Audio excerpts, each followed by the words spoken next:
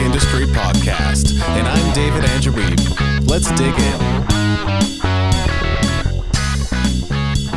There are really only a few different ways to engage in personal development. In the previous episode of the podcast, I talked about the importance of having mentorship in your life. Reading books is another way to encourage ongoing personal growth. But according to a study conducted by the Jenkins Group in 2003, 42% of college graduates never read another book after college.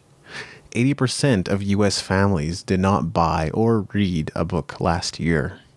57% of new books are not read to completion. You can also read more about these stats over at a website called Mental Floss. The link will be in the show notes. To me, those are some pretty terrifying stats, but at the same time, this would also suggest that those who make reading a priority are at a distinct advantage. If you're a music entrepreneur, then reading is probably already a part of your regular routine. But you might be wondering whether you should read books or listen to books. If possible, I would encourage you to do both. But I understand how busy a musician can get, and if you're constantly on the road and you have no one to share your driving duties with, reading a book may not even be a logistical possibility. If you're finding it difficult to find the time or space to read, then it may be worth investing in audiobooks. But you should know that listening is a very different activity than reading, and it's something I'll be talking more about in a future episode.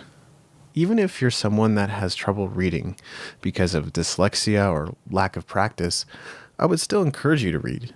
It's not the speed or quantity of reading that matters.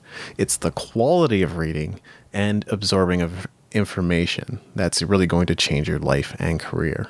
So what is the benefit of reading?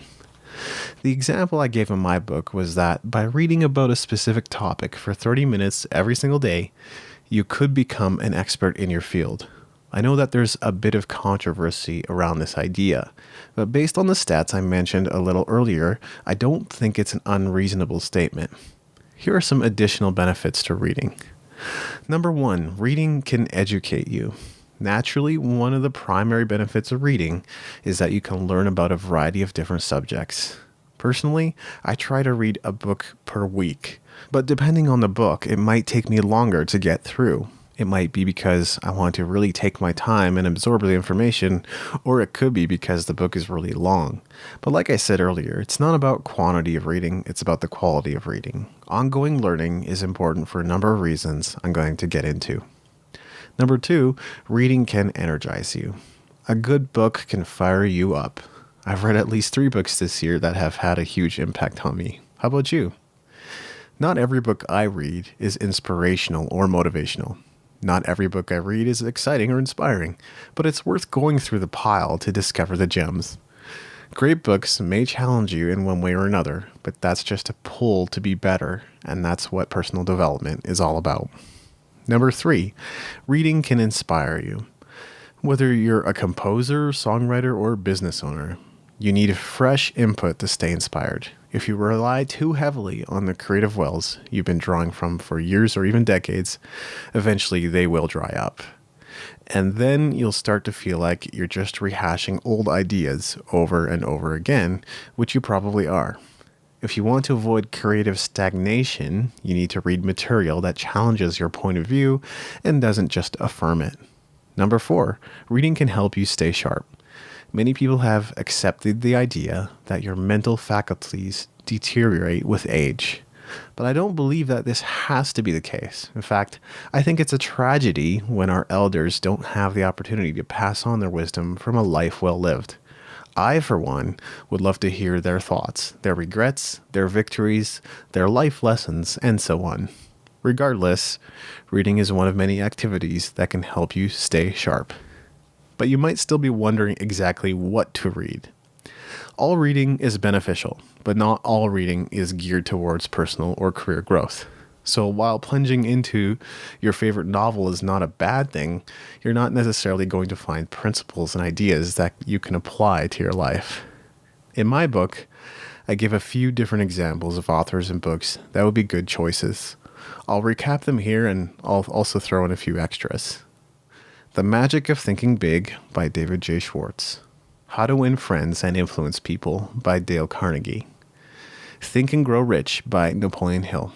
How to Promote Your Music Successfully on the Internet by David Nevue. All You Need to Know About the Music Business by Donald S. Passman. And here's one I'm reading right now, Guerrilla Music Marketing Encore Edition, 201 More Self-Promotion Ideas, Tips, and Tactics for Do-Yourself Artists by Bob Baker. You might recall that I had Bob Baker on the show in episode 1. If not, you might want to go back and take a listen to that episode. Not to pat myself on the back, but I think it's a great interview. All the books mentioned here are mere starting points. If you're interested in finding more great books, I've prepared a couple of links you can go to find more recommendations. One is at musicent.info/books. It's an odd sounding URL. It's musicent.info/books. That link will take you to my book list on the Music Entrepreneur website.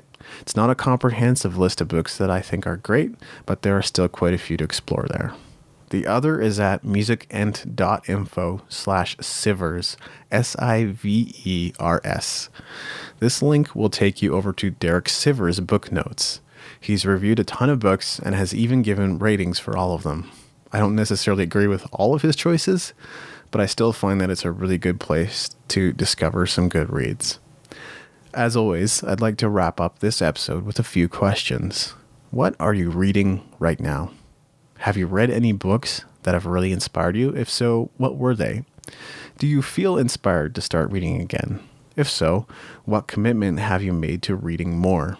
What kind of reading schedule will you put yourself on? Thanks for listening. Make sure to go to musicentrepreneurbook.com for show notes and other goodies, and leave a review in iTunes to help us spread the word.